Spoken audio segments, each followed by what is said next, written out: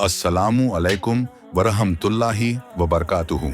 मेरे प्यारे भाइयों और बहनों, आज मैं आपको एक ऐसी सच्चाई सुनाने जा रहा हूं जो सदियों पुरानी है, मगर उसका नूर आज भी दिलों को रोशन करता है।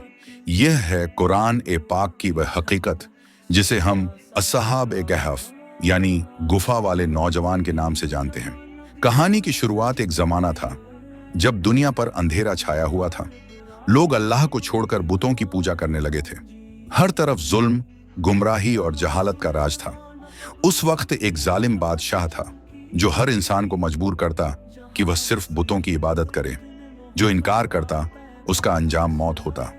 लेकिन उस अंधेरे में भी कुछ नौजवान ऐसे थे जिनके दिलों में सिर्फ और सिर्फ अल्लाह की तौहीद की रोशनी चमक रही थी। वे जानते थे कि ला इलाहा इल्लल्लाह, अल्लाह के सिवा कोई माबूद नहीं। गुफा की तरफ सफर जब उन्हें लगा कि उनका ईमान खतरे में है, तो उन्होंने फैसला किया, हम अपने शहर, अपने घर, अपनी दौलत सब कुछ छोड़ देंगे, लेकिन अपने रब की इबादत से समझौता नहीं करेंगे। वे कुछ खाने पीने का सामान लेकर निकल पड़े और पहाड़ों के बीच एक गहरी गुफा में जाकर छुप गए। वहां उन्होंने अपने रब से दुआ की, ऐ हमारे रब, हमें अपनी रहमत अता कर और हमारे मामले में सही रास्ता बना दे। अल्लाह का करिश्मा फिर क्या हुआ, अल्लाह ने अपनी कुदरत से उन्हें गहरी नींद में सुला दिया। न दिन का शोर, न रात का सन्नाटा। वे सोते रहे, सोते ही रहे। 1-2 दिन नहीं, 10-20 साल नहीं, बल्कि 309 साल तक उनका कुत्ता भी गुफा के दरवाजे पर पड़ा रहा, जैसे पहरेदारी कर रहा हो। कभी सूरज की रोशनी गुफा के दाईं तरफ से गुजर जाती, कभी बाईं तरफ से, लेकिन उनके जिस्म सलामत रहे, मानो कल ही लेटे हों। जागना और हैरानी। 309 साल बाद जब वे जागे तो हैरान रह गए। उन्होंने एक दूसरे से पूछा, हम कितनी देर सोए? किसी ने कहा, शायद 1 दिन या आधा दिन।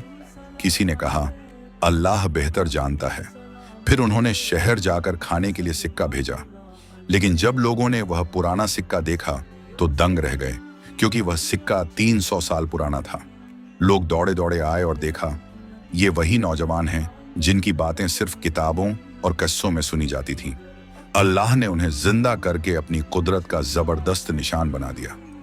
राज और सबका मेरे प्यारे भाइयों और बहनों, अस्हाब ए कहफ का सबसे बड़ा राज यही है कि अल्लाह अपने सच्चे बंदों की हिफाजत ऐसे करता है जैसे कोई माँ अपने बच्चे को सीने से लगाकर बचाती है। उन्होंने अपनी जान का सौदा किया, लेकिन ईमान का सौदा नहीं किया। वे हमें सिखा गए कि अगर पूरी दुनिया जुल्म और बुत परस्ती में डूब जाए तो भी मोमिन अकेला होकर भी अल्लाह के साथ मजबूत रह सकता है। खूबसूरत अंदाज में इख्तिताम तो मेरे भाइयों और बहनों, अस्हाब ए कहफ की कहानी हमें यह याद दिलाती है कि दुनिया चाहे कितनी भी बदल जाए, लेकिन अल्लाह की राह पर चलने वाले कभी जाया नहीं होते। उनकी मिसाल हमेशा के लिए कुरान में कायम कर दी गई है। आओ दुआ करें, ऐ अल्लाह, हमें भी अपने ईमान पर कायम रख, हमें भी हिफाजत और रहमत से नवाज, और हमें उन लोगों में शामिल कर जिन पर तू राजी है। अस्सलामु अलैकुम वरहमतुल्लाहि वबरकातुहू।